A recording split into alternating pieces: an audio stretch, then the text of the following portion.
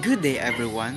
So this video presentation is all about tools and materials used in making indigenous creative crafts. Also, it will tackle the safety precautions of it. So first, we have mallet. So mallet is a kind of hammer that is usually used to strike an object without damaging it. So when we say strike, pagpukpok sa object nga para dili siya ma-damage.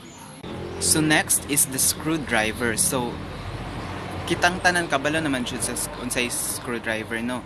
So the use of screwdriver is to insert or remove screws by turning them. So pag insert nato sa screw tuyo ko nato siya pa left or tuyo ko nato siya pa right. Left for pagpaguot niya, right for pagpa loosen. And also the pliers. So also ang pliers kabalo naman taon sa pliers pod kay naman gini mga gamit ng mga papaani. So this is used for firmly gripping, bending, compressing, twisting and sometimes cutting materials like wires. So kaning pliers no is versatile ni siya. So magamit ni siya for different tasks with strong hold. So, good day everyone. So, to continue the report, I am assigned to discuss this part. So, cupping saw. So, the first tool, this is a cupping saw. Originally, gi-invent ni siya para makop or cut sa crossings between surfaces para mo-fit silang duha seamlessly. With a cupping saw, pwede ka mo-cut og intricate shapes sa wood or metal o pwede pud nimo gamiton para ma-curve cuts like kanang sa roof eaves. Ang advantage ani kay flexible o detailed cutting. So when we say chisel, we have the chisel. Ang chisel kay hand tool nga gigamit para sa carving, cutting, and shaping sa hard materials like wood, stone, and metal. Sa carpentry, chisel is very important para mag-shape sa wood pag hukay og mga gamit og details og pag-clean sa joints. So ang chisel kay sharp edge and mahimong gamit nga pareha sa screwdriver pero intended for cutting or carving. So when we say hand drill, so let's proceed to hand drill. A hand drill is a hand-powered tool nga gigamit para mag-drill og holes sa lain-laing materials like wood, aluminum, plastic, rubber, and cork. Sa construction o carpentry, ang drill kay gamit kaayo nag-rotate ang drill bit para makahimo og holes. So, sa kadaghanan nga drills kay powered na, electric, so for example, electric or battery. So, gamit og chuck para mo grip sa drill bit. So, in short, ang handle kay tool para magbutang og precise sa every material. So wrench is next tool. Ang wrench kay naa sa various shapes and sizes. Gamit ni sila para sa gripping, fastening, turning, and tightening, and loosening sa mga butang sama sa pipes, pipe fittings, nuts, and bolt.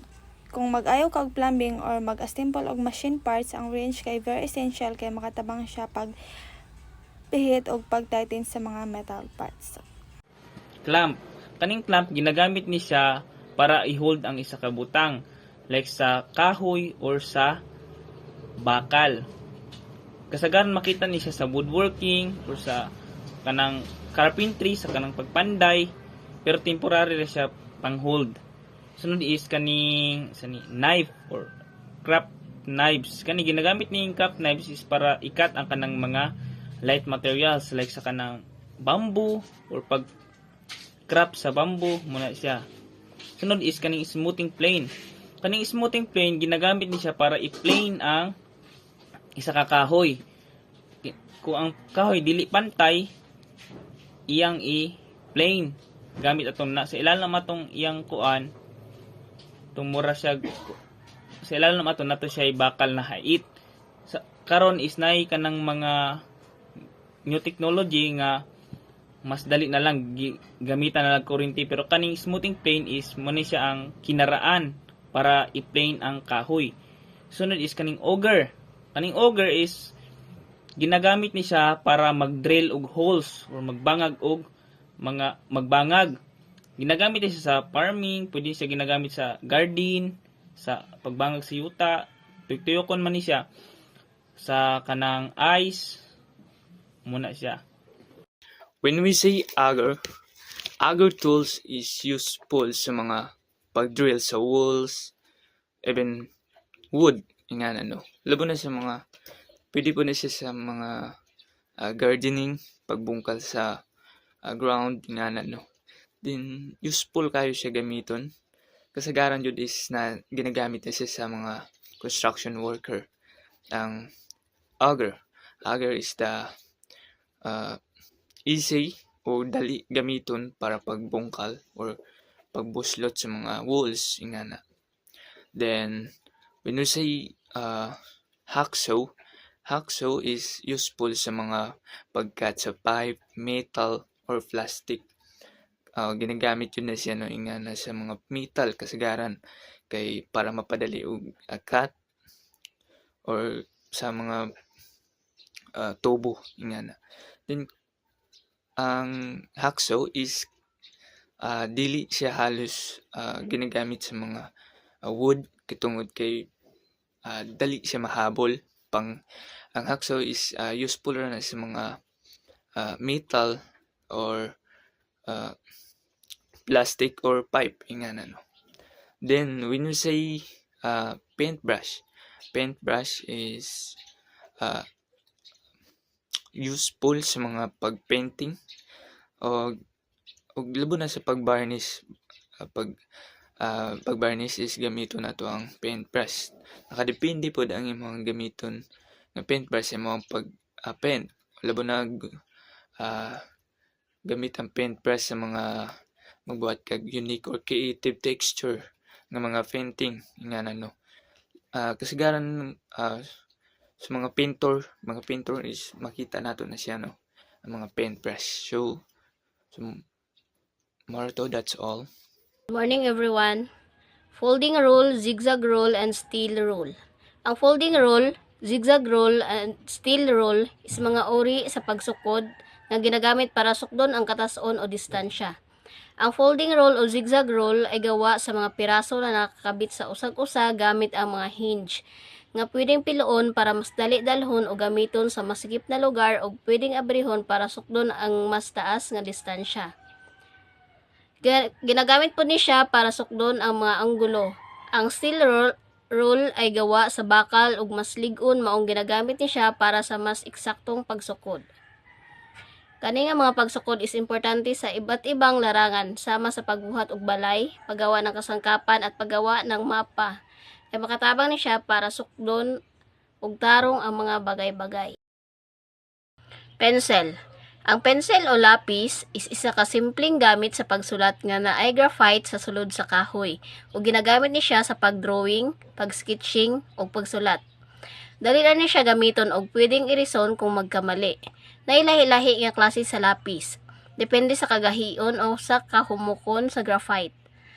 Ang humukon nga lapis is masinod siya para sa sketching, samantalang ang gahion nga kompas. Ang kompas is isang gamit nga ginagamit para magdrawing og bilog. Ito ay binubuo ng hinge na nagdurugtong sa dalawang braso, compass needle na nagsisilbing sentro at pencil holder kung saan inilalagay ang lapis. Ginagamit siya sa mathematics, sa pagdrawing ug sa pagbuhat og mapa. Para gamiton, itusok ang dagom sa tunga sa bilog nga gusto nimo i-drawing. Tapos ituyok ang lapis para mabuo ang bilog. Ang kompas is makatabang siya sa pagdrawing og perpektong bilog. So, good day everyone. So, this is my topic about indigenous materials in the Philippines. In order to create new handcraft products which can be sold locally or exported abroad, different raw materials which are available in the market are needed. Handicraft makers fashion them into baskets, bags, accessories, cabinets, lamp shades, wall decor, bamboo sofa sets, cabinets, clothes, and others. So we have here abaka. Abaka is known na kayo ni siya no nga ginagamit siya para sa mga clothes, no? So dili lang sa clothes, ginahimo pud ni siya nga PC or kanang what other aside from clothes. So daghan pa siya yung magamitan, no? kung nakakita na mo sa personal sa ratan, gahi gid na siya. Dili basta-basta siya mabali tungod sa iyang kagahi. Og dili pud basta-basta ang ratan kuhaon no, kay kung katkato na nimo siya before nimo siya makuha, then grabe ka mga tunukon ang lawas anang ratan, no? Giingon nga spines kaayo ang iyang mga part sa lawas. So kung dili tud na siya harveston or dili siya kuhaon, mutaas pa na siya nga mutaas pa hantod sa pila pa ka tason. So we have also bamboo. Stems of bamboo plants are stronger and flexible. So kung nakabantay mo sa lawas sa kawayan, no, or bamboo, na flexible ra jud kay siya, kay kung asa gani ang hangin mohoros dito pud na siya mag sunod-sunod ug lig-on pud ang iyahang mga lawas ana. Bamboo grows in all parts of the country. So sa ako ang nabal-an pod, ang bamboo daghan gid siya makita bisan asa diri sa kalibutan. Diri sa Pilipinas daghanay man ni siya. So makita ra gid nimo siya no sa mga patag nga mga kabukiran. But sa akong nakita, napud ko nakitaan nga mga bamboo, pero katong mga gagmay naa sa mga hillyland or katong mga bakilid gamay. So we have lahi-lahi nga different kinds of bamboo na ay kawayan China, kawayan kiling, bikal, and buho. So diri sa Agusan del Sur, ang akong nailhan kay katong gitawag nga damuan nga kawayan. Okay, so we have example of ratan. Ang ratan gigamit na siya nga himuon nga mga salaset. So kusog na kayo na siya karon nga negosyo sa mga vloggers, no? Si Tattoo Ikil nga vloggers nagapamaligya na sila og mga ratan, gamit ang mga ratan. And then sa bamboo, well no naman kayo ang bamboo ginagamit og tusok or sticks sa mga barbecue, banana cue, kamuti cue, no? So klase-klase. Ginahimo po siya nga baso or mga pangtaklob sa kalha. Okay, thank you. So that's all. Buri. Ang buri is a plant. Mura siya og kuan ng nahaw. Pero ang dahon niya is bulag-bulag, mura siya globy, pero pinalingin iyang shape. Then ang kataas niya is 9 to 15 meters man ang ginabuhat niya basket or mga bag. So leader is kanang panit sa mga dagko nga hayop. So kanang keeps is kanang mga gagmay nga mananap, so like butiki. Precaution in making handicrafts. So lahi-lahi man ang handicrafts, so lahi-lahi pud atong precaution na buhaton. Dapat naka pipiita, personal proper equipment para malayo ta sa mga disgrasya. Sama sa pagbuhat og bagol na baso, dapat magamit man ay ang gamito nato ana is grinder or sharp materials. Dapat naka face shield ta or naka gloves. Good day everyone. Ang akong report is role for safe crafting. Although most of the basic roles of the working with art and crafts, materials just seem like common sense, they bear repeating. Remember to that things you to take the granted might not be obvious to a young child. Takes some time before beginning a project or learning new craft to review both the basic safety producer and choose specific of the craft you're doing. First, observation these general rules. First, read the direction through before beginning any project. That includes both the direction for the project and any labels on product you might be using. Always read labels. Check the expiration date too. Ikaduha, make sure you have all the materials you need in the place accident can occur when you hurriedly looking for some things or leave the room to get the something you forgetting. Ikatulo, arrange all your tools near you. Spreading things are in the semi-circle usually work well. Ikaapat, make sure you have enough room to work safety and efficiently. Cramped space can be dangerous. Ikalima, always have the adequate ventilation when the working with chemical or project and product that produce dust. 6. Protect your face and keep them away from the craft area while you're working. 7. Don't leave young children attended with the dangerous tools or toxic materials even for the few minutes. 8.